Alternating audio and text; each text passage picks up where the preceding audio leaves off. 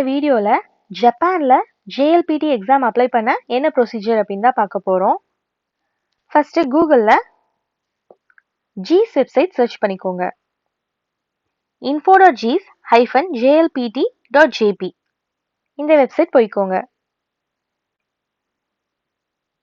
இதுல how to applyல procedure கொடுத்திருப்பாங்க. Step 1 first MyJLPTல register பண்ணணும். ஸ்டெப் 2 MyJLPT ID வந்து அக்வயர் பண்ணணும். நீங்க ஒன்ஸ் அக்வயர் பண்ணிட்டீங்க அப்படின்னா அதே ஐடி யூஸ் பண்ணி நீங்க எவ்வளவு டைம் வேணா எக்ஸாம்ஸ் எழுதலாம். ஸ்டெப் 3 MyJLPTல லாகின் பண்ணணும். ஸ்டெப் 4 எக்ஸாம்க்கு ரெஜிஸ்டர் பண்ணணும். ஸ்டெப் 5 டெஸ்ட் ஃபீ பே பண்ணணும். அப்ளிகேஷன் ப்ரொசீஜர் கம்ப்ளீட் ஆயிடும். ஸோ இப்போ நம்ம ரெஜிஸ்ட்ரேஷன் ப்ராசஸ் பார்க்கலாம். First to take test in Japan ஏற்கனவே நம்ம கிட்ட MyJLPT ID இருந்தா லாகின் பண்ணிக்கலாம்.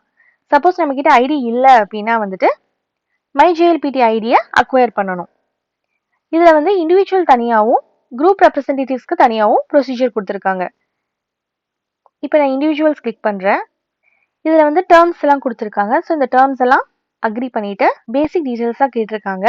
Name, country, first language, gender, date of birth, postal code, எந்த ப்ரிஃபெக்சரில் நீங்கள் எக்ஸாம் எழுதணும், address, telephone number, email and password. இந்த பேசிக் டீடைல்ஸ் எல்லாம் என்டர் பண்ணிட்டு கன்ஃபார்ம் யுவர் ரெஜிஸ்ட்ரேஷன் கொடுத்தீங்கன்னா MyJLPT ID கிடைச்சிரும். நீங்க அக்வயர் பண்ண MyJLPT ஐடியும் அதுக்கப்புறம் ரெஜிஸ்டர் பண்ணும்போது கொடுத்த பாஸ்வேர்டையும் கொடுத்து லாகின் பண்ணுங்க. நெக்ஸ்ட் உங்களுக்கு இந்த ஸ்க்ரீன் வரும். இந்த ஸ்க்ரீன்ல வந்துட்டு டிசம்பர் எக்ஸாம்க்கு அப்ளிகேஷன் ஸ்டார்ட் ஆயிடுச்சு.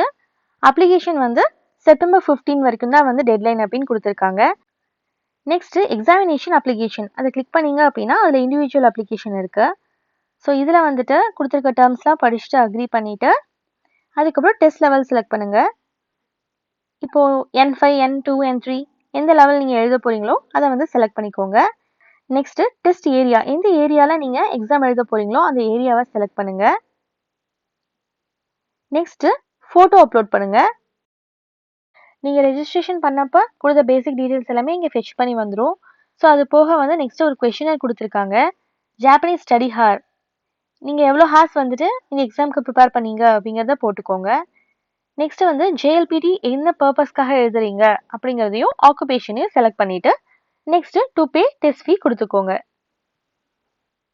டு பே டெஸ்ட் ஃபீ கொடுத்தீங்க அப்படின்னா நீங்கள் எழுத போகிற test level and test area அதை வந்து திரும்ப கன்ஃபர்மேஷன் கேட்கும். ஏன்னா எந்த சேஞ்சஸுமே நீங்கள் அதுக்கப்புறம் பண்ண முடியாது அப்படின்னு சொல்லி கேட்கும். நீங்கள் அது கரெக்டாக இருந்தது அப்படின்னா ஓகே கொடுத்துக்கோங்க.